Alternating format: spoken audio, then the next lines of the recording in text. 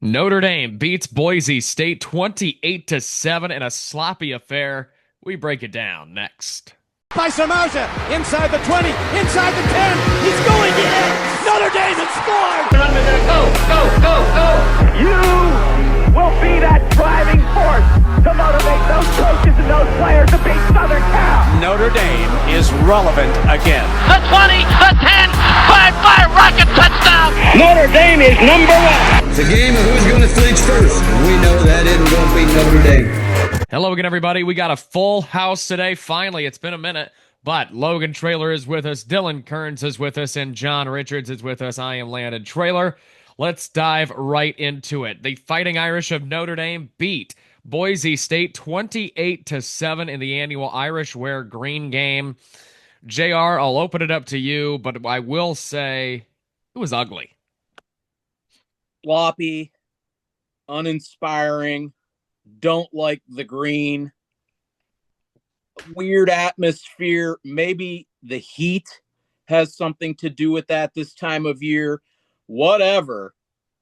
Not really impressed overall, but I will say I do like the defense not being a part of the problem on the day. Let's all give it up for the defense. That is a major step moving forward that I hope continues to develop. Right. I wish Logan was on the screen. Let's all give a big hand to the defense. They did their due diligence for a game. Finally, they stepped up and did what they needed to do. We'll get into the defense a little bit later, but they finally put together a good game. I can't even complain about the defense at all. I mean, who can? They gave up some nice pass yards. All right. Didn't really hurt us through the air at all. Yeah. It was an ugly game. Now, offensively, Dylan, CJ Carr had some good stuff, but even at times, he looked off a little bit. Yeah, it seemed like this was one of those games where the Irish were playing with their food a little bit. They're picking around their plate, seeing what they want to eat, instead of just going in and eating a nice steak. Like you're just cutting up every single piece of the steak on there. Just eat the dang thing. Like you're out here the whole time, and it's piece by piece the entire game. Just like, all right, this is the quarter we break through. This is the quarter we break. You're waiting for it, and it never happened. And you're sitting there and you're looking at the end of the game. It's 28-7. The stats look okay. 189 yards, 2 touchdowns, the running backs, a big run for Price.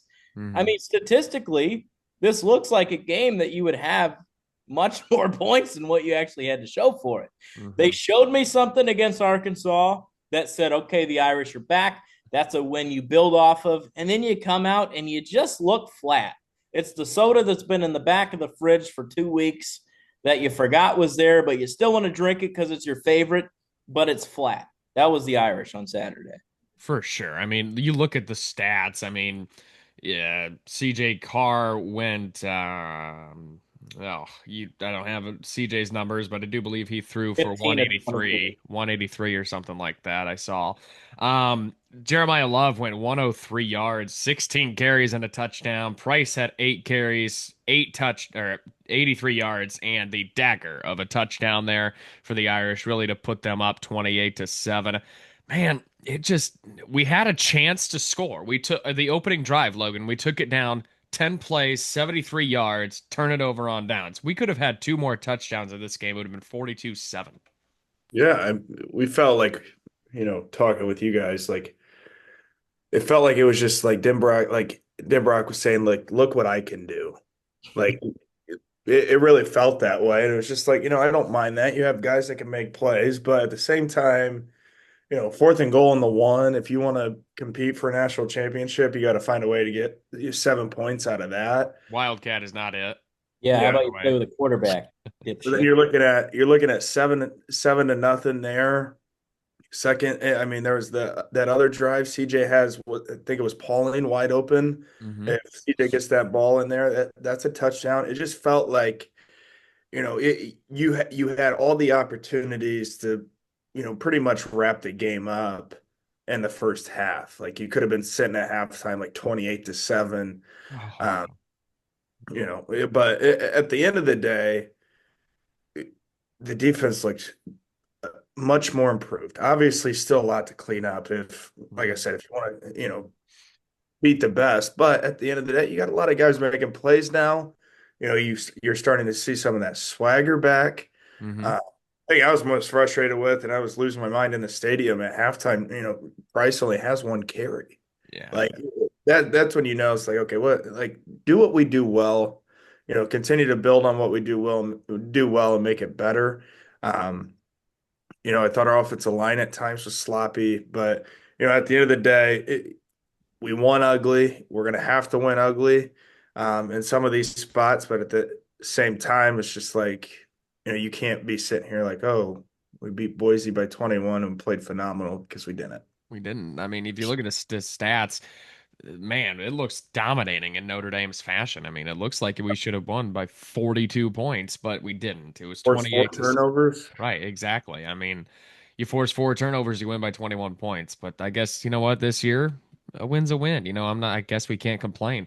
Uh, but I You can will. blame all the officiating, but at the end of the day, those two possessions that cost you 14 points, I think that, Right. you know, they got nothing to do with that. Yeah, 100%. We'll get into that in a little bit. That was actually on my notes for the last thing we're going to discuss. One of the last things we're going to discuss. But we could have had three fumbles on the offensive side. Faison on the very first punt of the game fumbled the ball. He was able to dive back on it, and then Love a couple times dropped the ball as well. But kudos to everybody for jumping on the ball, because we could have had three of our own, and that could have been bad.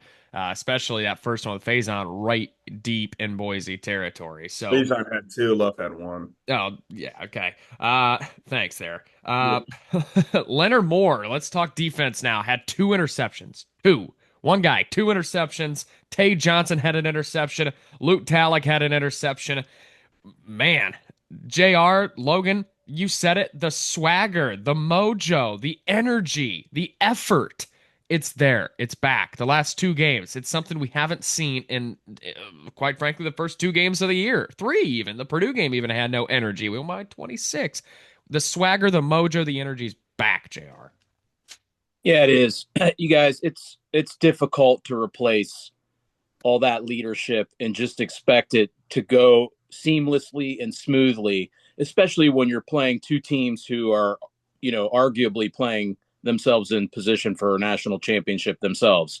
You switch out Golden, Kaiser, now you got Ash, you got Bowen, you got a lot of new pieces there, and those are very important pieces.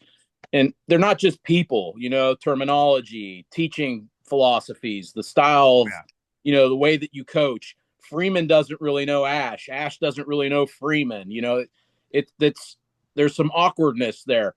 Imagine if Logan, happens to change his staff out, goes into the very next season and first game, it's just a smooth transition. That'd be great, but that's probably unlikely. There's going to be some bumpy patches along the road. So it's nice to see them kind of, come together and figure things out instead of, continuing to point fingers and blame. Mm-hmm. That's a lot of maturity. That is a great sign of leadership from our head coach. And he's been in positions like that throughout pretty much every season. Yeah, He's right. he's reached a boiling point that he's really had to rely on, his own belief and leadership.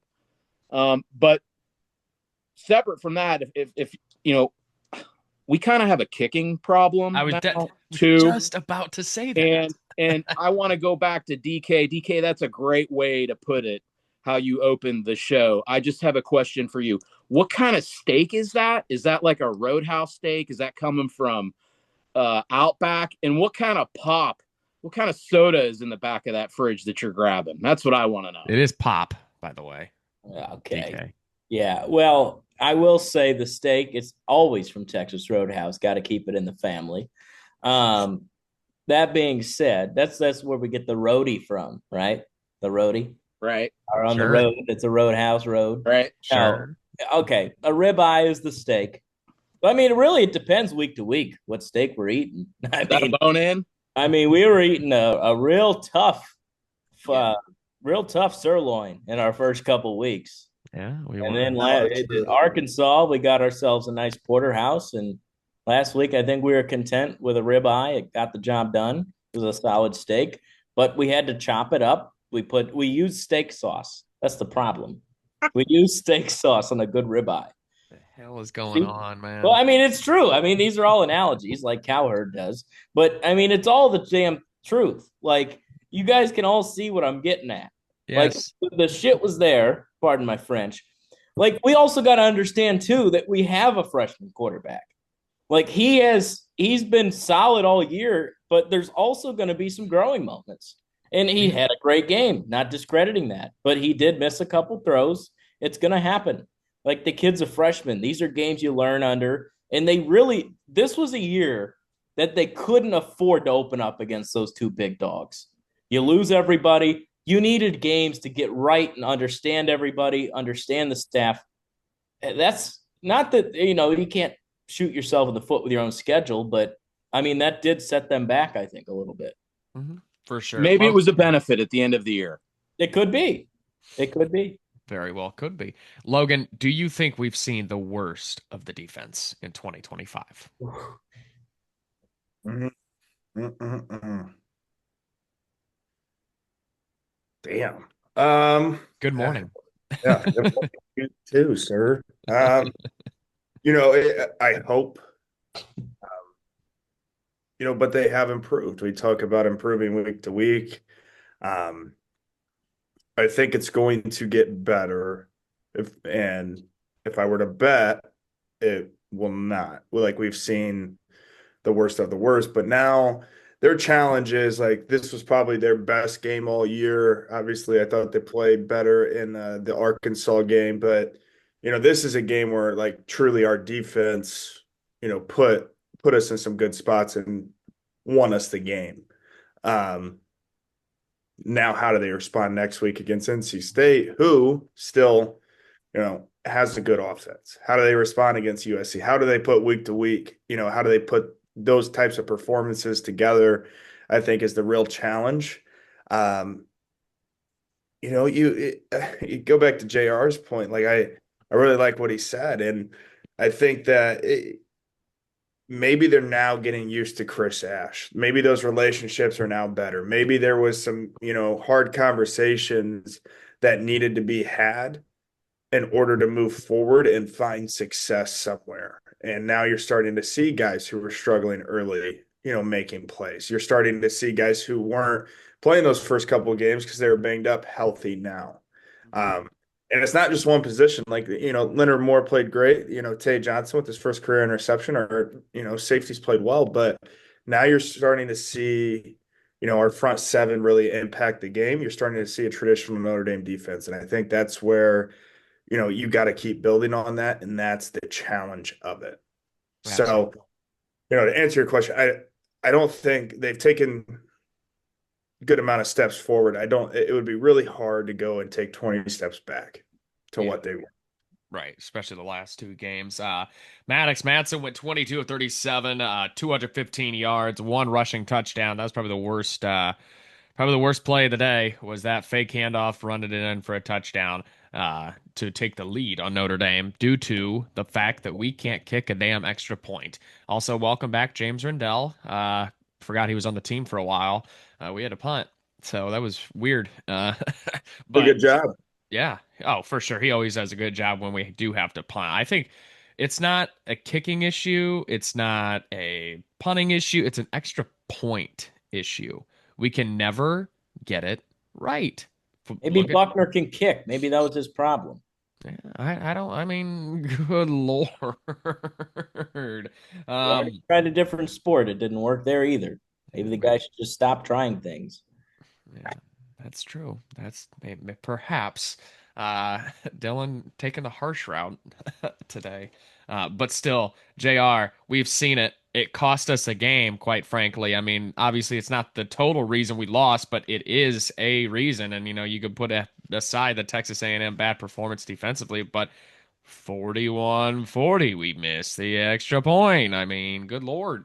Yeah, we don't want to be holding our breath every time we go out there to kick an extra point or need to convert a manageable field goal. I mean, that's been a strength of ours. Yes. Special teams. And we've been very inconsistent on that side of in that phase of the game. So we got to shore that up, guys. Got to shore that up. Saw Absolutely. how critical it was last year in our run, and we already got beat because Mhm. Miami had a good field goal kicker. He nailed that. Mhm. Yeah, I mean, I've been going through it with special teams. I mean, you look at the Packers, their extra points get blocked, their game-winning field goals at Cleveland get blocked. Browns Texas, lost the game on an extra point against the yeah. Bengals.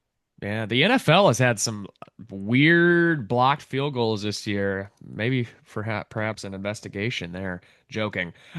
Listen, sticking with the defense, they are forcing turnovers, 4 of them. They are getting sacks, 4 of them.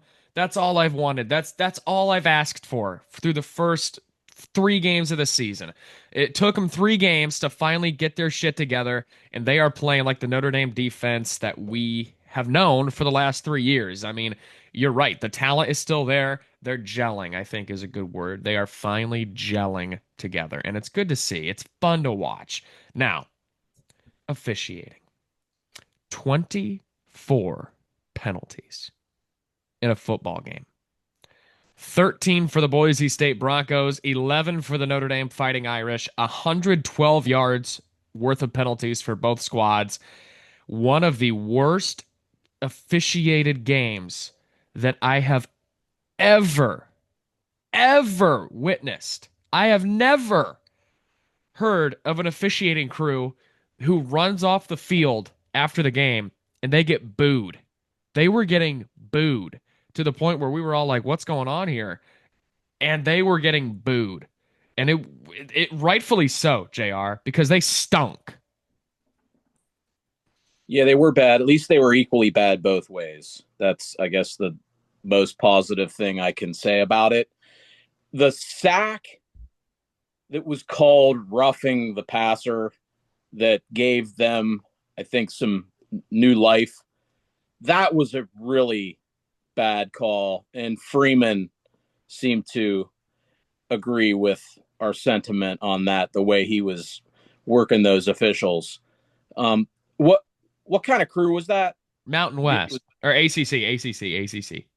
So that was kind of our own crew. I mean, brutal, frustrating. That all that stuff plays into the flow of the game, and Really, it does. They would yeah, not let them play. that pleasing the game is to watch, and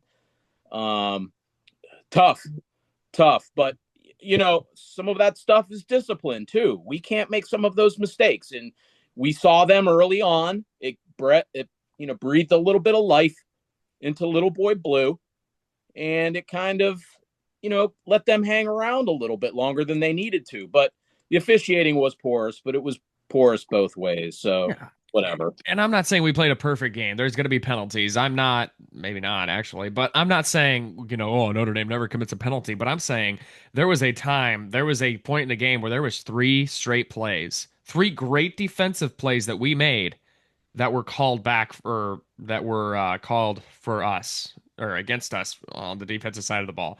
We ended up intercepting him twice off of it. Poetic justice a little bit.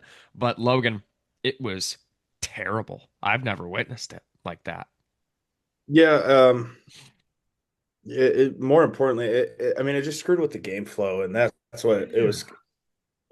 And that's what's hard. And I go back to JR's point. You got to be disciplined enough to make like some of those were penalties, and Absolutely. You got to clean that stuff up now. I don't know if they were as bad for Boise as they were for us, especially in the spots where the bad ones the bad ones were in some pretty big spots for us where we did make plays, and like the Tay Johnson or unnecessary roughness or whatever the hell they called, like He was in the bounds. next possession, the Boise guy does the same thing and probably a little more dramatic and it makes it worse and nothing.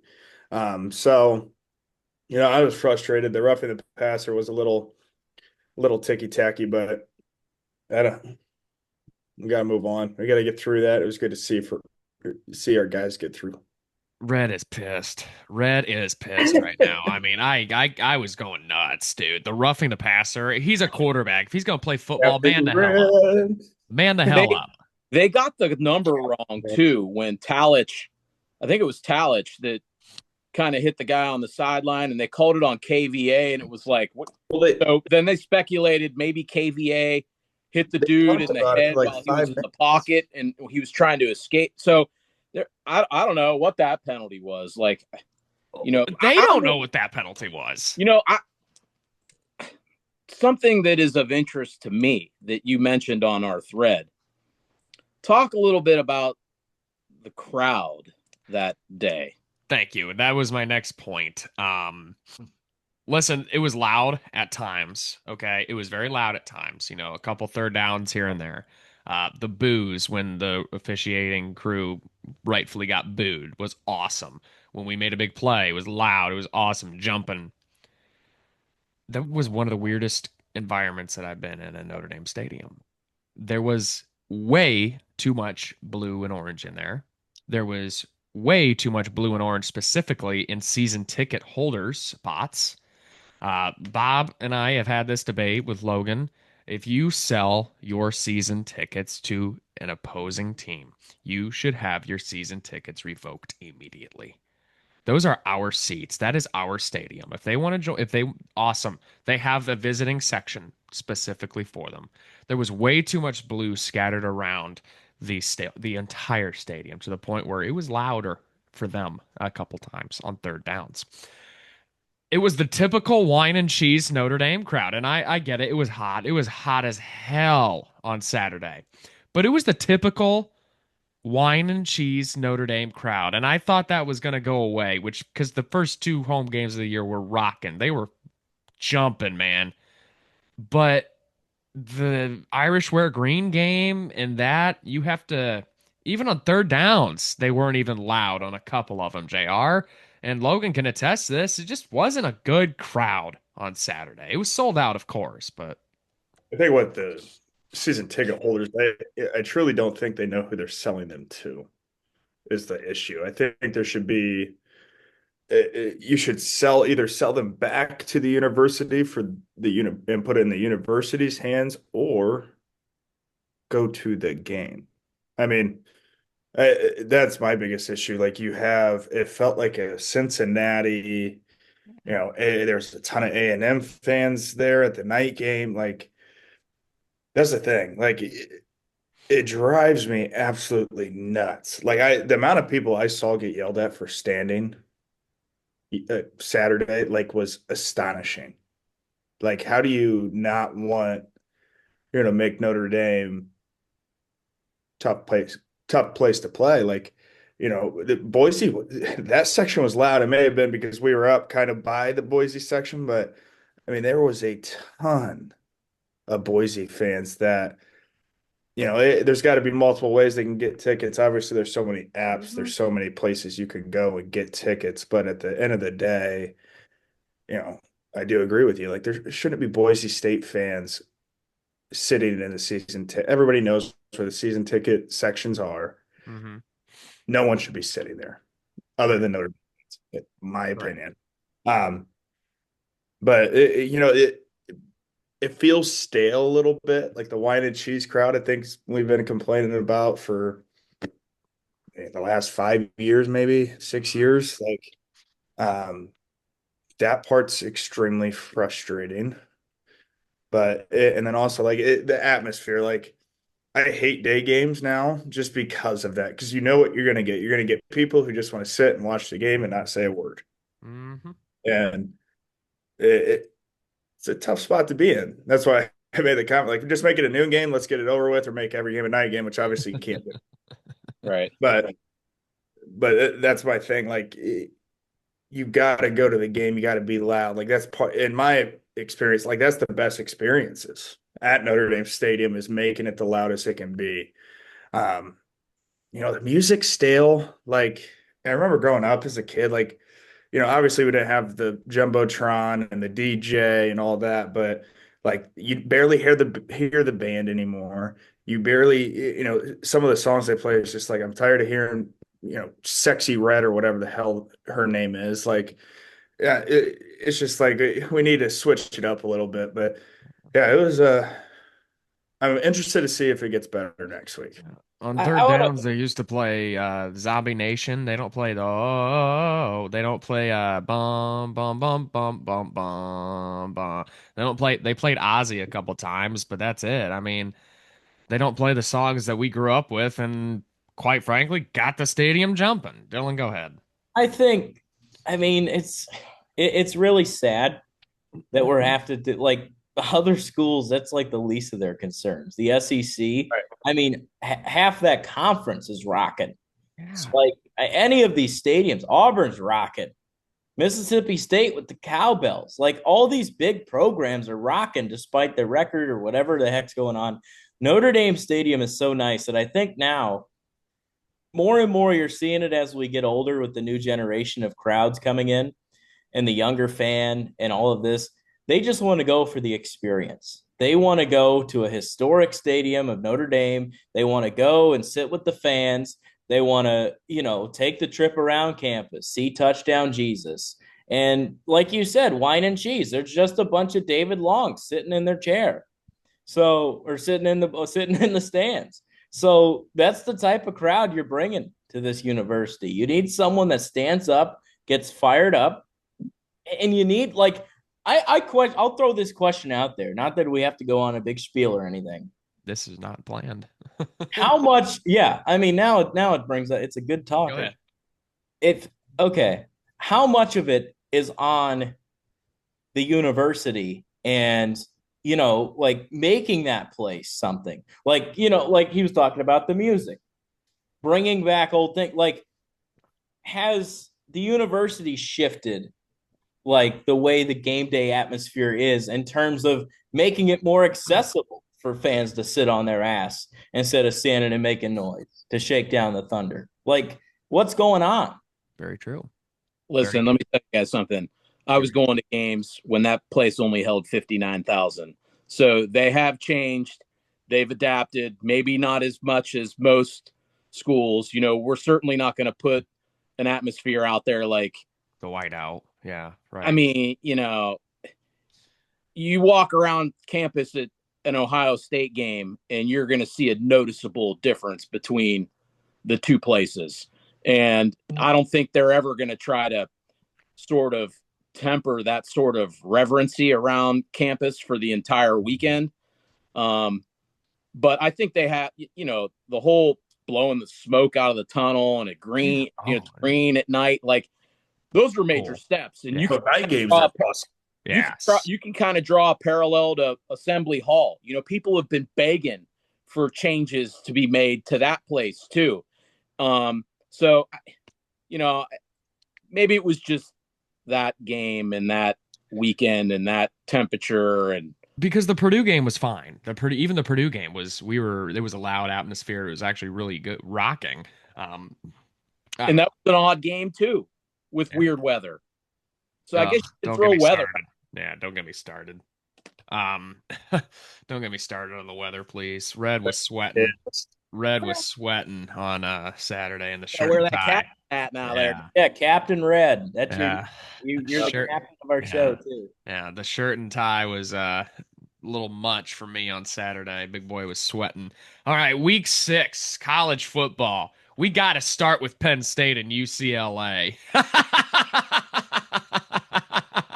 You get what you deserve, you frauds. They were coming at us for losing to Miami. They were coming at us for losing to Texas A&M. Last week when they hosted game day, they were chanting overrated FND. I mean, you'd think we're their biggest rival at this point. Like, you frauds get what you deserve. James Franklin telling us that we should join a conference and stuff like that. Maybe you should join a coaching 101 clinic, bud, because you stink. Vandy's going to call him back. Maybe an OC. That game is what makes college football great. Yeah. Great. Did you see them carry their interim coach out off the field? That was amazing. Hilarious. I felt 5,000 in the Rose Bowl. They tried to storm the field. They tried to storm the field with about 5,000. They're looking around. They're like, "Where is everybody? This would be cool." Did you see the dad and the daughter running around like a security guard? Yeah, it was something. It was something, and that's really embarrassing for Penn State. Like that, I don't think there's any coming back from that. They still have Indiana. They still have at Ohio State. They still got a confusing Nebraska team. They could end the season 7-5, really. Like that is not out of the equation here. They already got two. But Texas finally gets exposed. They were hanging on to, well, they hang in there with Ohio State the opening week. Well, they finally got exposed. Out of the rankings, they lose at Florida, and Billy Napier buys himself some more time. Man, Logan, you think they fire him now? I don't know, man. I mean, everybody's talking about Billy Napier. There's going to be an opening at Florida. Sunbelt Billy, he did this shit last year. Right. Unless they can get Signetti, would be my guess. Wow. They're trying. I can tell you that. I know that for a fact. And they may not be the only school trying. Google him. Google him. Or probably Clark Lee, maybe. If he's done enough at Vandy to maybe deserve it. That Ja Tech guy, too. You got to think about him. Brett Key. All right, well, that does it for us today. We are back on Wednesday to preview the North Carolina State Wolfpack. It's always a tricky game when the Wolfpack and the Irish get together. You think back to the Hurricane game. You think back to 2017 and the cold and the rain and the chilly weather. And then you think of 2023. It was another weather delay there. So we will preview that on Wednesday, rather. Should be a fun one. Full house, hopefully. And we will see you on Wednesday. Go Irish, everybody.